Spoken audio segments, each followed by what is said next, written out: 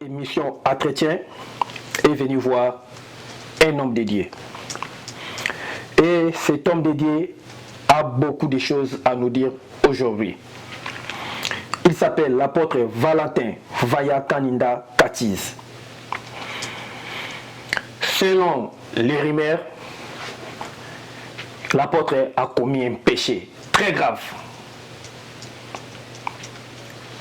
Nous serons un peu bilingues pour une bonne compréhension. Apôtre asali makambo ya soni oyo ezali dini ya mosali na Nzambe te. Apôtre atiki mwasi na Congo, il paraît apôtre akomi na mwasi mosusu awa na mboka oyo azali. Mais mwasi na bana asunoli bango na Congo. Alakaki mwasi na bana akoya kozwa bango. Akosalela bango mikanda bakolanda ye. Mais selon les sources, on ne sait pas si c'est vrai ou il y a Lukuta. Apôtre azui mwasi mususu ya mbongo ebele awa waramboka oyo asundoli mwasi na yena bana na Congo. Yango lelo tuyeko luka apôtre. To kutuna yemo quelques questions. Alo bela biso soki ya Lukuta to ya solo. To sana ye apôtre. Bonjour. Bonjour, merci beaucoup. Merci. Et bonjour à tout le monde qui nous suit. La santé, ça va? Oui, Nangolo Nzambe tozana été. Et c'est quand tozora moi mulunge hawa. Donc ça va. Nzamba au batela. Pasteur Nzambe azako batela ndenge yo moko lobi. Mais apôtre yo zako Nzambe azako batela. Yo sali mosali na Nzambe. Mais apôtre makambo oyo sali eza makambo yo kocha kombo ya Nzambe te na makambo oyo sali. Question na ngali bosse ezali apôtre séjour na États-Unis d'Amérique ezoleka ndenge nini? Oui, merci beaucoup Ndeko pour na mutuna séjour ezoleka malamu na sens que na yaki na objectif ya kokoma ba livre on a 4 livres. Et puis de 2 objectifs, il y a un album musical nanga, un album patriotique, topé révolutionnaire, et puis spirituel. Donc, on a mélangé Nyon, c'est-à-dire pourquoi tout le monde est là, pour partir à Mboka Congo, de lobby quoi mokile koya et ça sur le plan économique, sur le plan comment dirais-je humain, sur le plan évangélique. Yangwana na yakiawa na invitation ba ndekonanga ba pasteur américain au ba bengisa ngaya wa to solo la pe to bongisa makambo yango. En tout cas dans le kakitoko côté ba livre on a 6 livres moko na bandi déjà mi balé parce que ça 4 livres. Je crois que la fois prochaine tango koya na kolakisa ba livre wana oyo ba échantillon déjà na sina komi parce que rédacteur nanga azo voyager mingi yango ezo umela. Alors côté mususu côté évangélique c'est très bien mais makambo ba confinement oyo et yaki et freiner mon moke élan ya évangélisation mais en tout cas ngolo ya Nzambe to sali à peu près 32 États sur 52 États aux États-Unis à Zanango, 32 États. Avant le confinement, chaque week-end, pendant que côté à Sangomalam, évangélisation sur l'appel ou l'invitation de mes frères, collègues, pasteurs américains, au Balingi Afrique, en Amérique, Bazara Elongo, dans le domaine évangélique, pour reconnaître que RDC et Zamboka Nzamba Poni pour l'évangélisation avant le retour de Christ. Et puis, dans le Baki Maramboa livre, donc échantillon Yangoyo. Livre Oyo, Nakansi, réalisateur à Olaxan, bien. C'est un livre sur le Congo, Democratic Republic of Congo, another big Congo at world service. Donc un autre Congo au service du monde. Donc la culture congolaise, la politique congolaise, j'ai déjà tout fait. Et puis il y a un livre sur miracle comme aventure, Maté Anateaka. En tout cas, j'ai travaillé pendant ce silence. Oui, un visionnaire Bayoka Bakomprenaray Kakasima. Voilà un peu séjour Ezaki Toko. Et puis bon, sauf seulement que Namarambuya na makambo mikanda et bon nde kuna tozwi mois retard na sens que tout est déjà fait mais l'administration de l'ancien régime de Trump était trop lente, ce qui fait que bon mikanda tambolimba maotena suki na nuana soko tuni mtuna msunde na comprendre. Merci beaucoup pour le séjour nanga awankola zwalukum. OK, merci beaucoup apôtre séjour et ça vraiment koleka kitoko. Mais en fait to kota pena na vif ya sujet na biso eloko o wana ko lelo apôtre tawi ko yeba démarche pour na makambo ya famille ezokene ndenge ni. Oui, makambo ya famille, je pense que bon, ngana lo barami na ba preuve. Yeah. Preuve zali. Donc awa peut-être za bureau nanga. Voilà. Ya musala moko na ba tina na yelaki awa ezali ke natia siège moko ya ngai na États-Unis.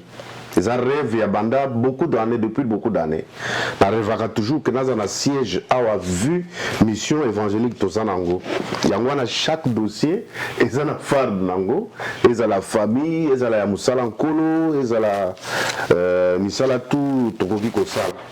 Donc, Oyo, na fongo les affardes, et ça a un dossier, il y a ma famille Nanga.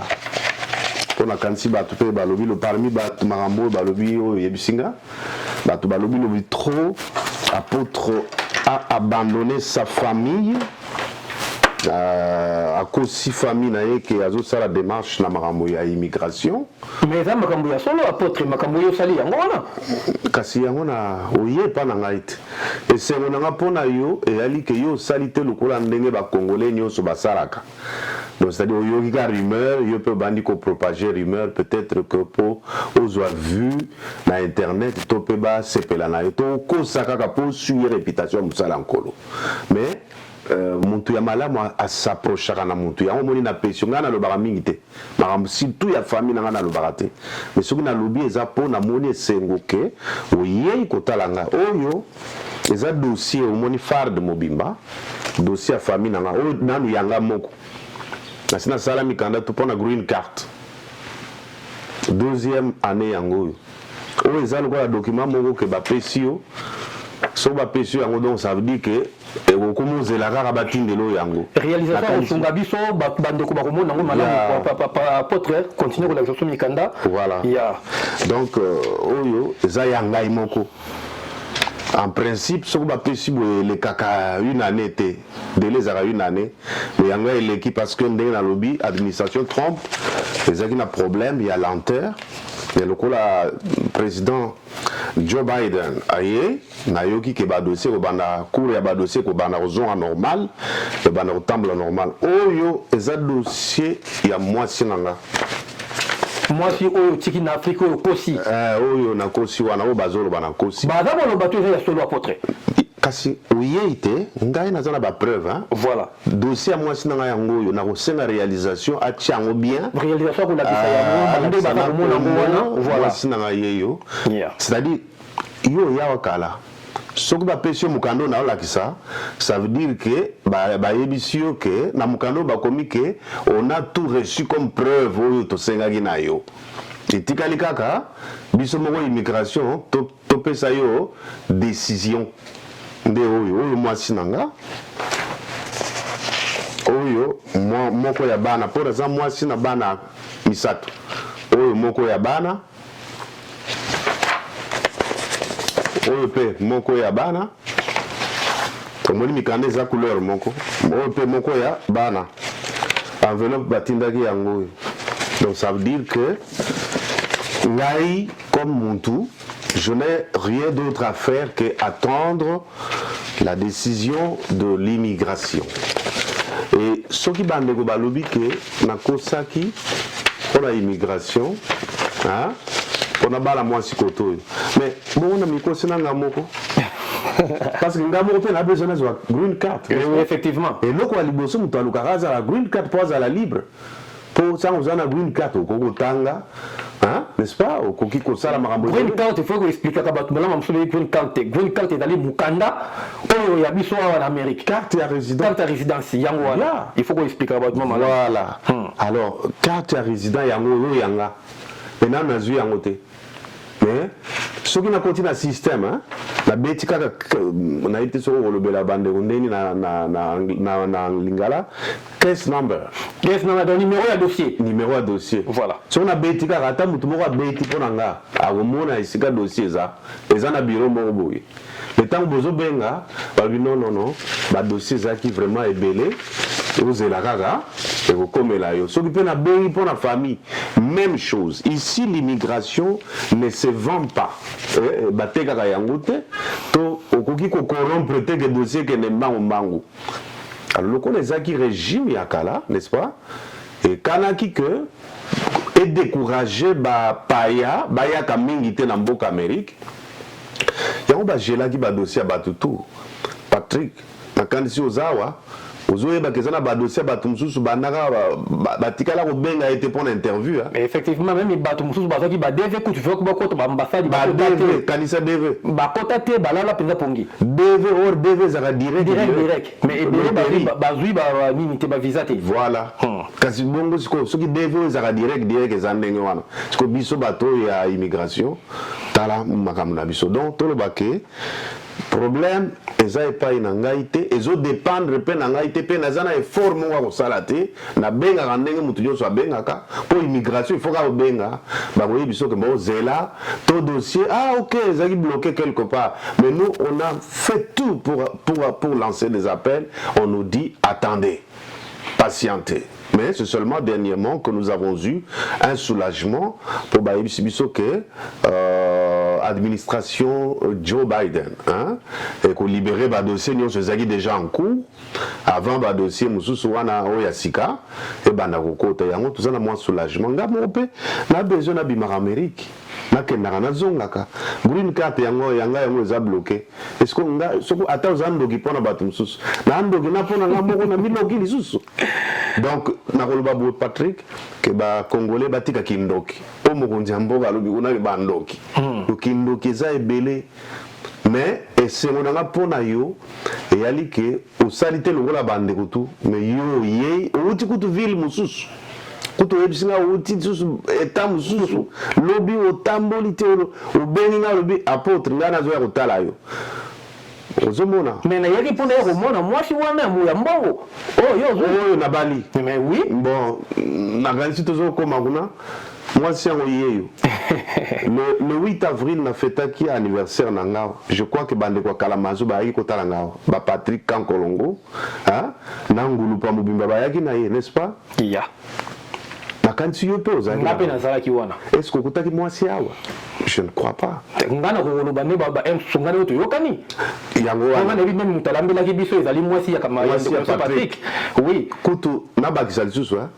Moi, c'est Patrick.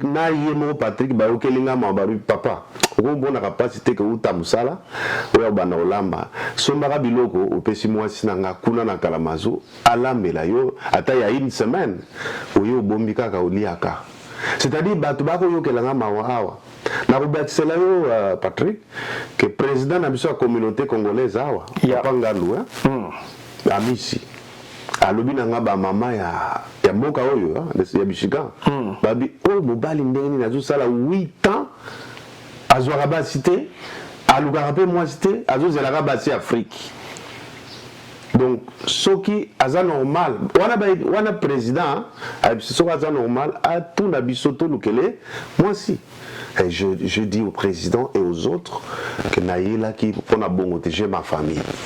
Donc, je peux tout simplement dire que les abats détracteurs, les abats tuamité, mamabe bandoki, banchor, ndenge balobana lingala, balingi beko suyer réputation à mon tour. Je n'ai rien fait de mal parce que beaucoup de gens ont été forcer l'immigration, mais j'ai déjà tout fait, je tout dépensé, il ne reste que la décision que pour le green card, les décisions des abatindara yango et puis pour la famille, il faut bien que bon, il y a qu'un foot à mbongo, bah foot à n'est-ce pas? Pour la famille, après bah si bah visa, c'est tout ce que j'attends. Mais pourquoi Batouana, au lieu de Batouana, et bakoloba pamba pamba. Apôtre moi sango toyoki asa séduisante poti akoyi so mosali na nzambe munene boye moi sa mutambongo wana apôtre oyo so vérité yo za mosali na nzambe faut kobanga nzambe okutana na mwasi wana wapi wana oyo jo apôtre la mama na kini bon na lobi boye oyebi Patrick ya na kombo ya nzambe na sambela n'est-ce pas hein na sali 8 ans na mobali naza mobali pena mumbamba mubimba na loba na sansa mobali voilà pour na répondre bon na répondre na bato wana te mais nazo ko éclairer ba o balingaka nga voilà o bayoki basango pour nanu na répondre na bato wana te na ko répondre bango prochainement kanga na ba émission na yo okay. mais nazo lobela bandeko balinginga o bayoki yoki sango que naza mobali normal mais na sali 8 ans Patrick aux États-Unis hein mobali asala 8 ans moi si akokoka mais mobali te hein voilà na lobi ya Patrick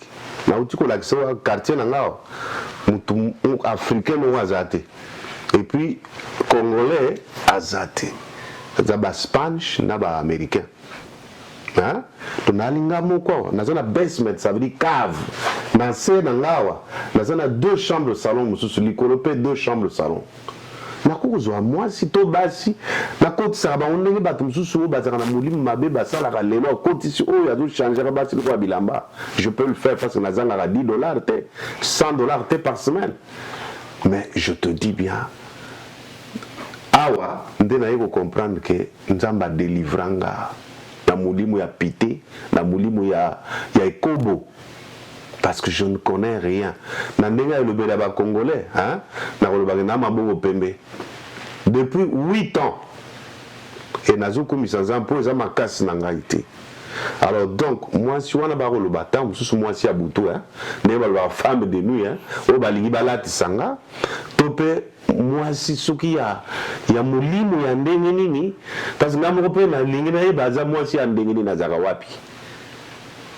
Imaginez-vous que awa bakolo banga na mobali normal te pona lingi kozwa basi te mais kono na Congo bakolo bana bali mwasi donc naza sujet ya contradiction ya controverse na côté mibale awa basi bakolo ba mendeni na lukaka basi te aza normal te mais kuna bakolo bana bali mwasi o ayebi mwasi on na bali hein apesa komona ina mukolo na balaki nanda bo na balaye afandaka na epai mususu nga epai mususu bon Patrick est-ce que moi ça linga babomba ye jamais eloko nga na ye yango wana na ye na ya kotala mwasi wana mbango to na kibasango wana na lobi il faut na ye na ya komona mwasi wana o apôtre bombi mwasi normal alingaka kutu mukolo ba bala ye nde fois ba photo na Facebook voilà. Ba mona ye ba mbanda na ye ba mona ye mais o mwasi na bali azande bon ozomona bato mususu babangaka pe futur ya bato hein c'est-à-dire mutu amona destin nanga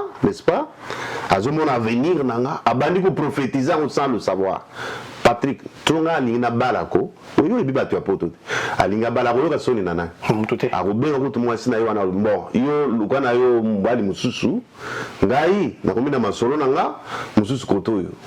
Vous comprenez? Je ne peux pas faire ça en tant qu'enfant de Dieu et en tant que serviteur de Dieu.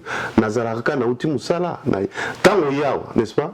Ukutinga na sani, baresho kuto. Baresho kuto kufi. On a sokoli mabe. Donc na sombi bitabe wana kuto yo omoni. Nangu banali ya po biloko akoli ezame moyana lamba ezate po faut que la réchaud ba mai na koti saki na kati ekauka disons pona ya kosala donc c'est-à-dire je souffre et tous ceux-là qui sont en train de propager des mauvaises nouvelles pour moi Dieu s'occupera d'eux Nzamba s'occuper na bango po Nzamba tika musali na été suyer réputation nanga mais oko suyer grâce nanga te. Donc ce qu'ils font, c'est ça pour détruire d'abord ma carrière, il y a ministère, et puis qu'on suit réputation. Puis bah yebi pourquoi bazo sala yango? Pourquoi wana? Plus tard, yom européen, pour qu'on souga l'enquête toi bate, qu'on sala l'enquête tina kini. Oui bah vérité. Oui voilà. Bah on va canaliser ça le coup la Mardoché. Bakanisa ki bazo sala mabe pona Mardoché. Nous avons nzamba otombo la Mardoché. Bakanisa ki basala mabe na Jésus na ekolus. Nous avons nekunande misala diable ke ko beba. Bakanisi ba sala mabe na apôtre. Ba suivre réputation na yebeba. Pour musala ya nzamba tikat na yebeba. bango moko ba se retrouver na ekolusu bango moko ba kosenga bolimbisi na nkolo. Voilà un peu ce que je pouvais dire dans le talisio mikanda nyonso yango. Question de moi si makama mikanda na zo ngana wana ou expliquer déjà ngamo pe na za nimi mekendaka mais batu na Afrique balobi ça grâce ya moi wana de lanter ya mikanda wana yo komi ko sala ya moi si on a zui moi si on zui non oh maman na za mbongo wana yene mutakomi ko fina mikanda ya dossier madame na bana batikali lakini ko ba yate yango zui lanter wana bon siko ye azo finango akeko fina immigration. Est-ce que vous pouvez vous rendre compte qu'immigration américaine moi si akende ko finango kuna akende il y a fini immigration ta fini mais siko mutema na yo poyo no sala yango te bon na sala tendeni po na sina sala nyonso yango yo ba accuser de réception, c'est-à-dire tout ce qu'il faut faire en matière de finance ou en matière il y a ba preuve ba senga ki na senga ki famille na moi si kuna atinda na tindi mbongo ba salisi yango tout et ye na côté ici tant on a côté ici ndesi ko immigration répondre ngai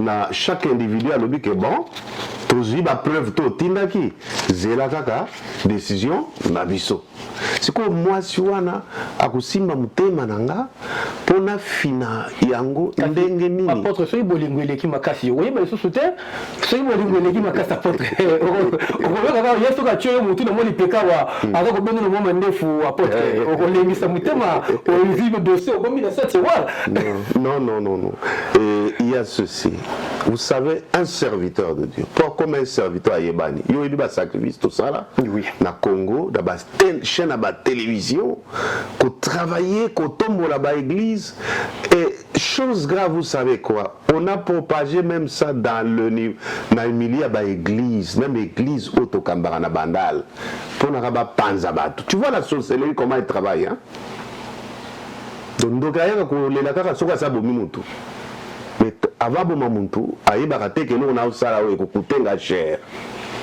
Donc bah lobby yango partout na bandal pour ba gagner peut-être confiance à batou ba lobby yango na kisasa ba suivre réputation nanga mais nzambe nanga zananga nazali Patrick yo zana état oyo n'est-ce pas yeah soki nga na lingi na bala na koyebisa lokola balingi bazolo babongo baza ko confesser le mal contre eux-mêmes hein donc soki nga na lingi na bala na kobanga mutu te bao babalaka babangaka bato te oyebi eno mona monawa na mona mwasi moko ntango azwi mobali ndenge kaka ozoloba azwi na foto ko baza na mobali wana atindeli siko mwasi ya mobali wana na Afrique abitala ngai ye na dondo awa yo luka na yo banzela na yo mosusu mobali mpe andimi mwasi oyo ya koto oyo atinda foto tu vois.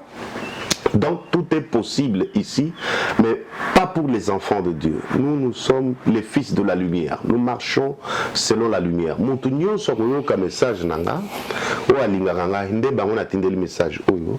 Baeba que tout ce qui se parle là sur ma vie, c'est tout simplement de mensonges et de l'intox. Mais ba o bazo sala campagne wana ya mabe, ba yebi vérité na bango, o yebi makalate. Et ils s'en prendront à eux-mêmes, ils s'en prendront qu'à eux-mêmes. Parce que yo besoin de vérité. Et si yo yende na nzungu. Parce que à part ça, il n'y a pas d'autre vérité. À moins le koloza mutu ya média. La prochaine émission, nous avons président de la communauté. Oui, nous avons témoignage.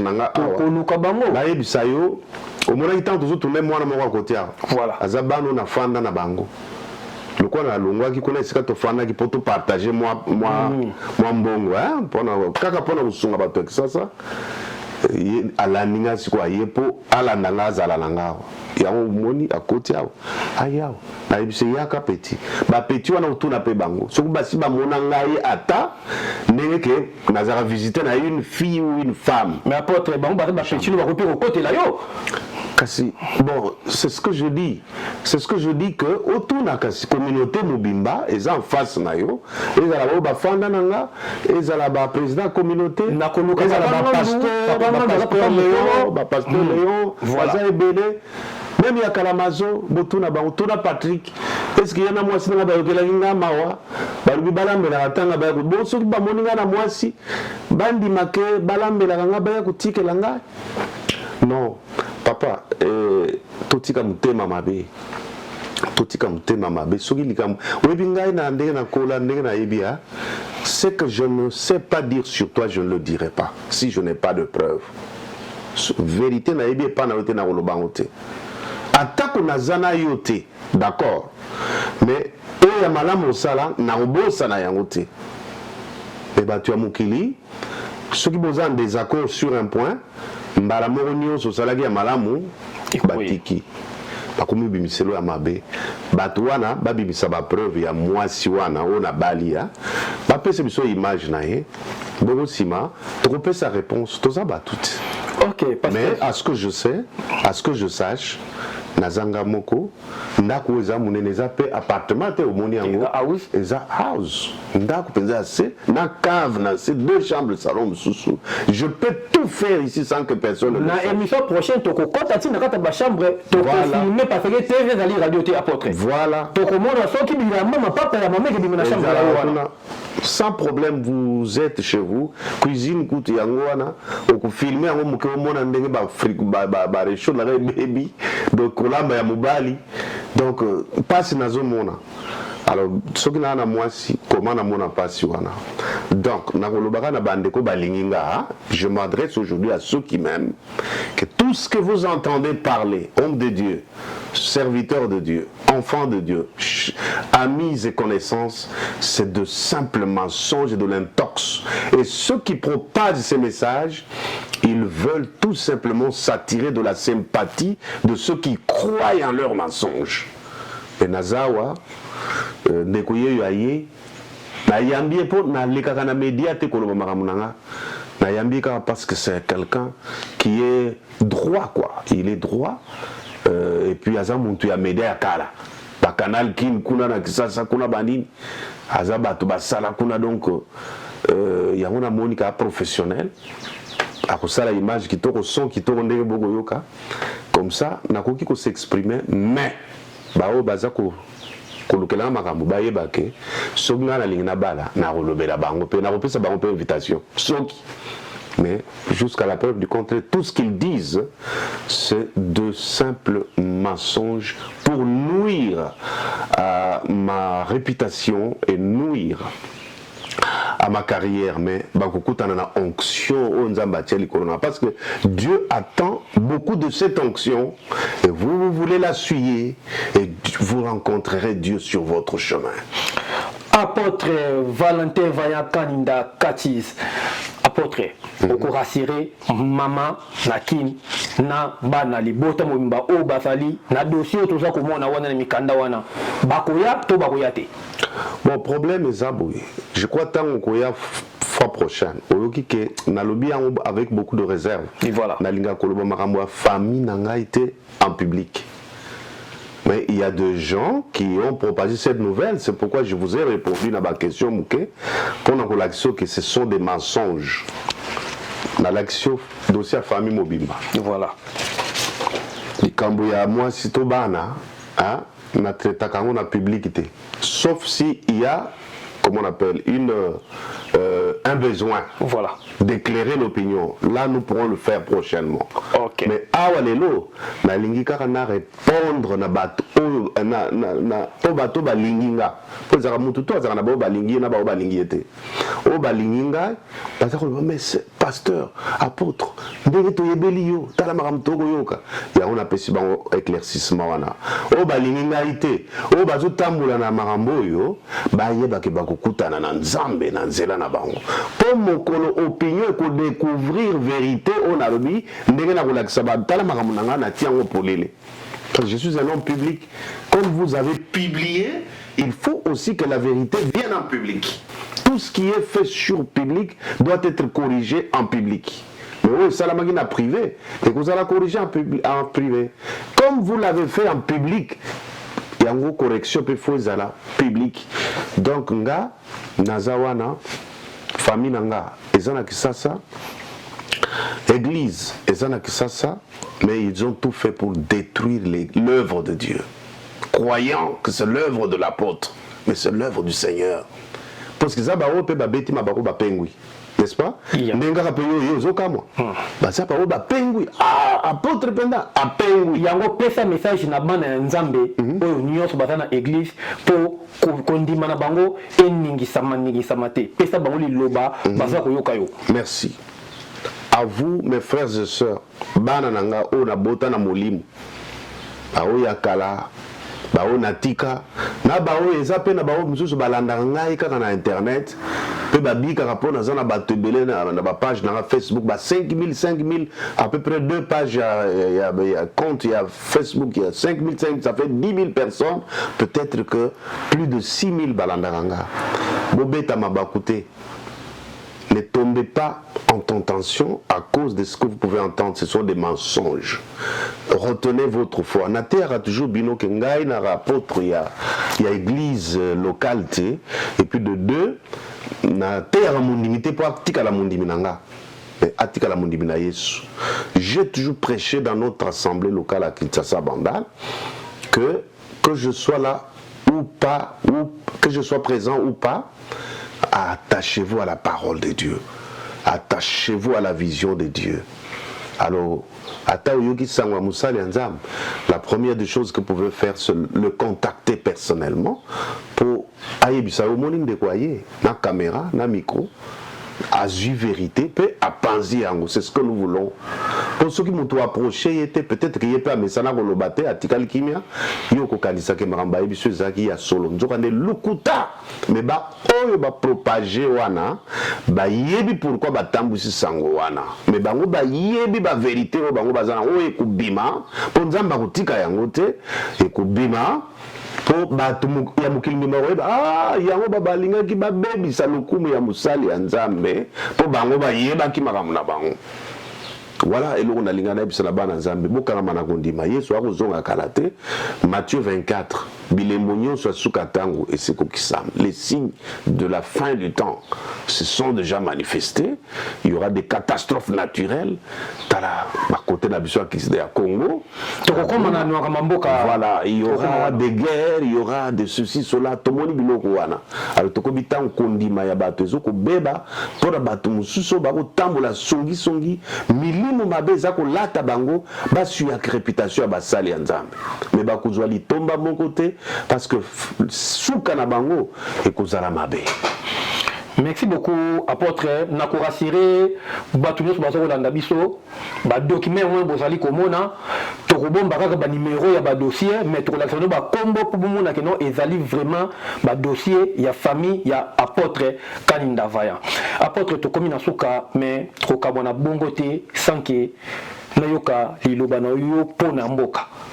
Po bino basali na nzambe mabolongo na bino pe tango efuka makanzamba tsaka loboko na Kongo na biso wana nino kokoloba po na mboka.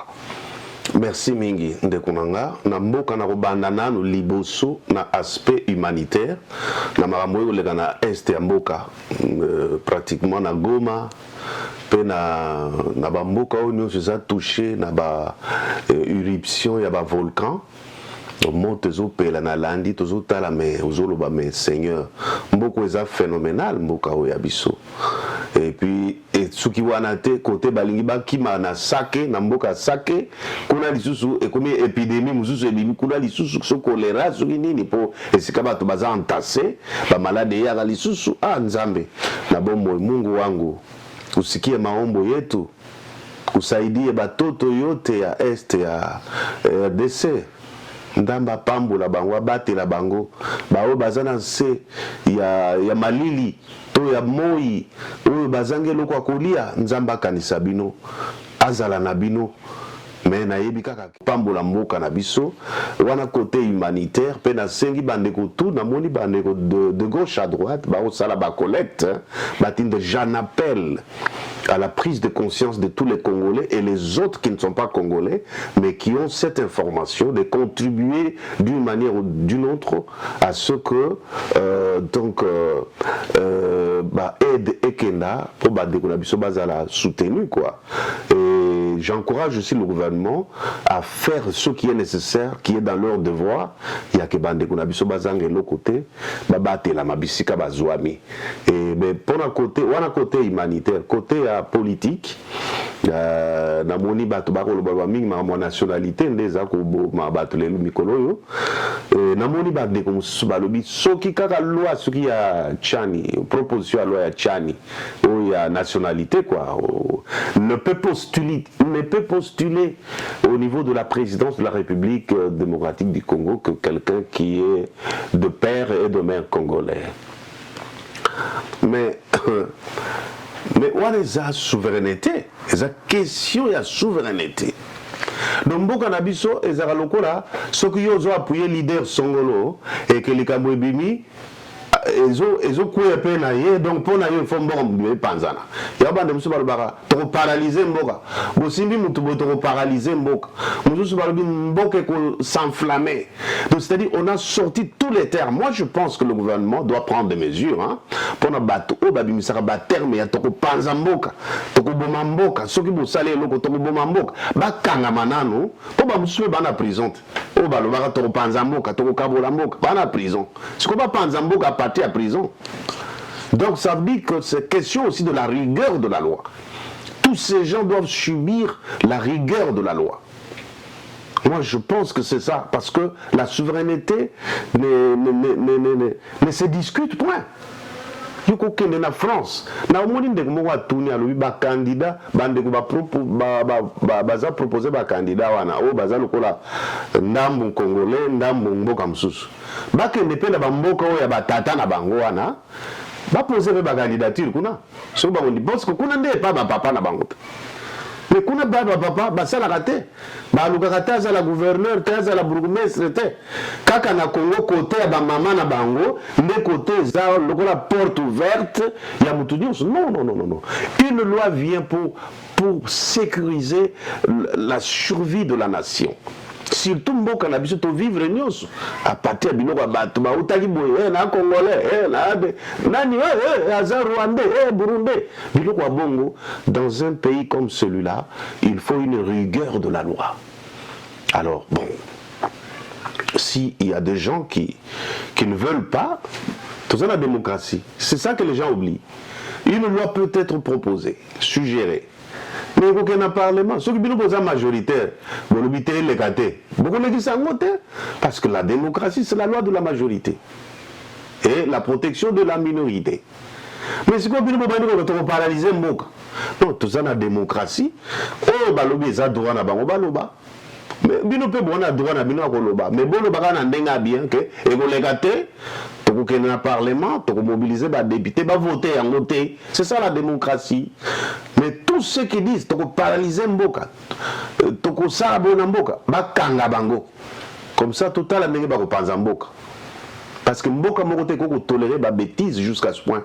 To souffrir les lobby sur to adi bandaka pona ba biloko wana. Ba tumoko bo bazoya na ba bota mbula to yebite ba uta wapi akomi président de la République. Tant akomi président a infiltré batu na ye batu ya Mboka wana de bo fani ne boza kukutu na confusion na mutu bozoya bate aza congolais to aza congolais te. Donc confusion na contradiction sur la vie de ces gens-là. Babiloko bongo botika yango. Mboka Congo est souverain. To batela yango po eza patrimoine ya mokili mobimba. O balo ba ke ba kopanza. Ba mo ba panzana. Le gouvernement a zo ba mesure ya rigueur makasi na mutu bon alobi kaka pa le même soir aza visiter ba memie. Pour tous aux États-Unis, blague était. Les abiloko ko simba te situ la souveraineté en Mboka. Ou simbi en donc ba logo tayo na monde ko moka pour publier qui secret moko ba pekisawa. Na Facebook ka publier ka lobi ba renvoyer na Mboka na ye. Voilà ndeko nous na ko ba pona Mboka, mais tous à la bomoko nzamba ebelo ka kusala na Mboka wana. Nzamba batela bakonzi ya Mboka wana oyo baza wana siko apesa ba mbonya pe mayele babate la bomoko na biso pour toyebi tutai wapi nzambe akomema biso. Merci beaucoup apôtre Vaillant Kaninda. olobi bien pour mboka mais lelo ezalaki mingi makambo mboka te lelo ezalaki mingi toyeba sir makambo oyo ezali koleka na kombo na yo heureusement olakisi preuve mpona ezali likambo ya image ozali mosali na nzambe merci na ndenge éclaircir mboka mais la série continue po ngai nakoyoka kaka oyo olobi te mpo un sokosi ngai nakokende koluka bacommunauté nakosala baenquête na ngai nakoverifie mpo vérité ebima ozali mosali na nzambe okoki mpe kozala sali te il faut tobimisa vérité na misu ya bato nyonso mpo makambo nyonso ekende malamu. Merci beaucoup Nathan opesaki biso mpona toya kocontinue nayebi te soki liloba soki ezani. Merci beaucoup na yo mpe mpona effort osali kouta une autre ville pour venir dans ma ville. Chaîne na yo kombo Inter HD Pro TV. Voilà, en tout cas bo s'abonner na chaîne wana eza na YouTube. Eza na YouTube. Bo s'abonner mingi, bo landa vidéo mingi pe bo like yango pe bo partager yango pe lisusu mingi. Mokolo ya sima. Mususu oya kukanga mwasi wana na ndako awa oyo bazoloba oyo mwasi ya butu wana to mwasi ya moi na yebite onga na yebite mais na ko yebisa bango kaka ke liloba suke za ke ba o balinginga eza lukuta biloko to bo yoka suki na lingina bala na kopesa na kombo ya mwasi pe na représenter ye mais on n'en est pas là.